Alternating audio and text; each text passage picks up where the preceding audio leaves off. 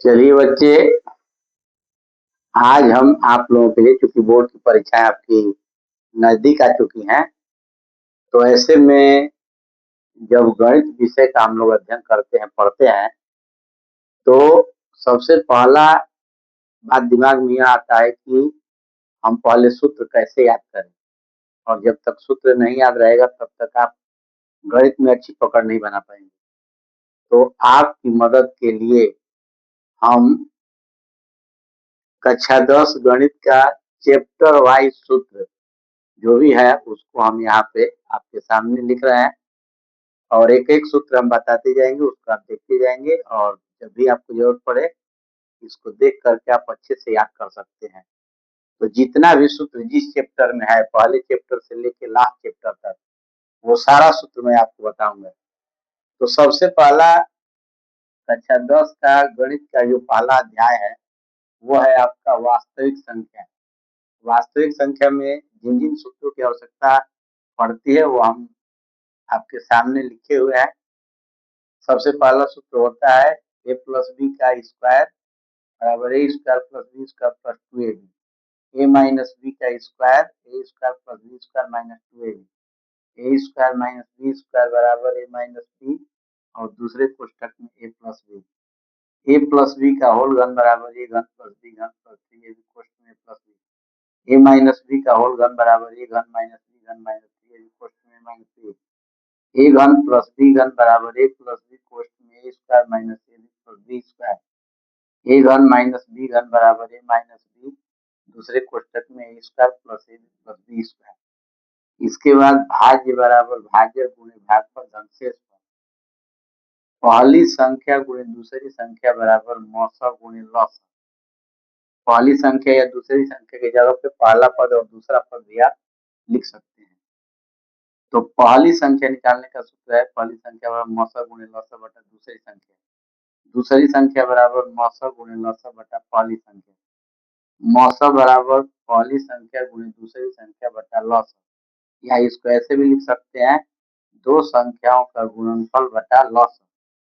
लौसा का सूत्र होता है पहली संख्या गुणे दूसरी संख्या बटा मौसा, या ऐसे भी लिख सकते हैं कि दो संख्याओं का गुणनफल बटा मौसा। तो जो पहला अध्याय है आपका वास्तविक संख्या, इसमें इन 13 सूत्रों की आवश्यकता पड़ती है।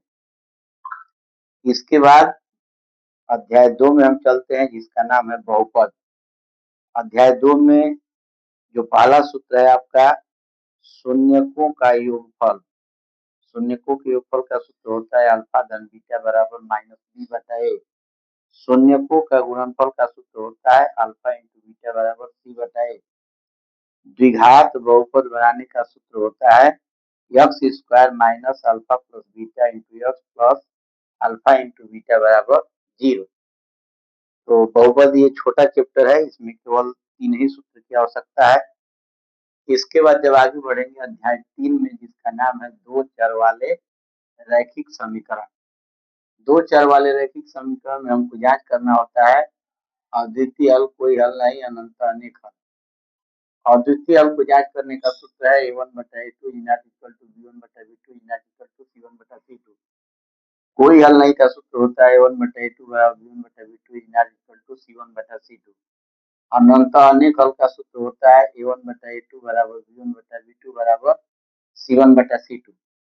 और जब दो चर वाला रैखिक समीकरण एक साथ देता है तो ग्राफ जब खींचते हैं तो कुछ रेखाएं एक दूसरे को परिच्छेद करती हैं, समांतर होती हैं और समपाती होती हैं।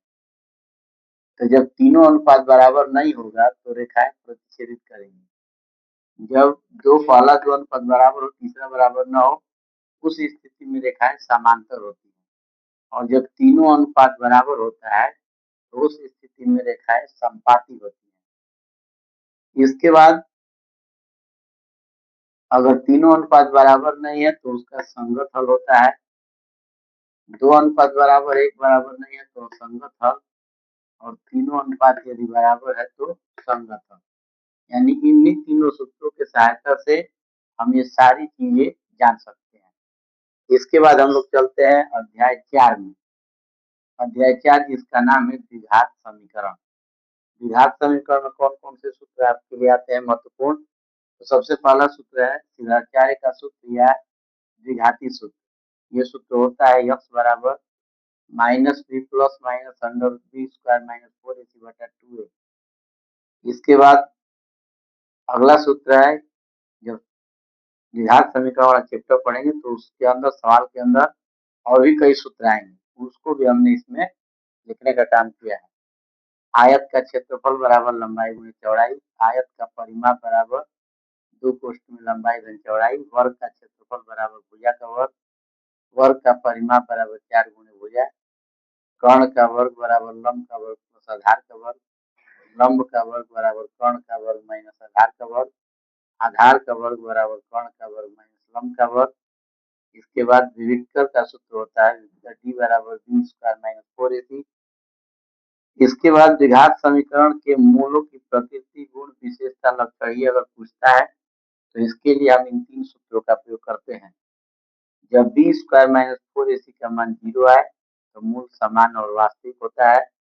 जब बी स्क्वायर माइनस 4ac का मान 0 से बड़ा है तो मूल असमान और वास्तविक होता है। जब बी स्क्वायर माइनस 4ac का मान 0 से छोटा होता है तो मूल अवास्तविक और काल्पनिक होता है। इसी के अंदर दूरी समय चाल वाला सवाल आता है जिसमें सूत्र की आवश्यकता पड़ती है। समय बराबर दूरी बटा चाल, दूरी बराबर चाल गुणे समय और चाल बराबर दूरी बटा समय। इसके बाद हम लोग चलते हैं अगले अध्याय में जिसका नाम है अध्याय 5 समांतर श्रेणी। समांतर श्रेणी में किन सूत्रों की आवश्यकता है तो सबसे पहला सूत्र आता है सर्वांतर का। सर्वांतर डी बराबर a2 माइनस a1 यानी दूसरा पद ऋण पहला पद।